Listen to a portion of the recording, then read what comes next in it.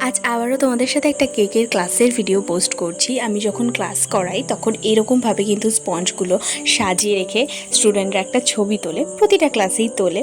তো এখানে কি কি স্পঞ্জ হয়, এগলেস, এগ দেওয়া, সব রকমের স্পঞ্জ কিন্তু আমরা শেখাই এখানে। আর এই যে হার্ট শেপের কেকটা দেখছো, এটা কিন্তু আমি ওদেরকে কাটিং করে দেখিয়েছি কিভাবে হার্ট শেপের কেকটা আনতে হয়, মানে মোল্ড ছাড়া রাউন্ড কেক থেকে কিভাবে হার্ট শেপের কেক করতে হয় সেটাই আমি ওদেরকে দেখিয়েছি। আমি কখনোই কিন্তু মোল্ড দিয়ে করাই না। আমার মনে হয় মোল্ড দিয়ে করার থেকে এভাবে করলে আরও একটা টেকনিক ওরা আমার এই ক্লাসে শিখতে পারে।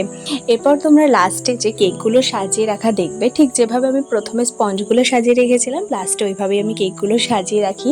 কারণ আমরা ফেসবুক লাইভ করি, স্টুডেন্টদের থেকে রিভিউ নিই, সেটা কিন্তু তোমরা আমার ফেসবুক পেজেই দেখতে পারবে। আর জুন মাসের 13, 14, 15 তারিখে কিন্তু আবারও আমাদের 3 days basic to advance cake মেকিংয়ের ক্লাস আছে। তো যারা নাম এনরোল করতে চাইছো অবশ্যই তাড়াতাড়ি আমার সাথে কন্ট্যাক্ট করো।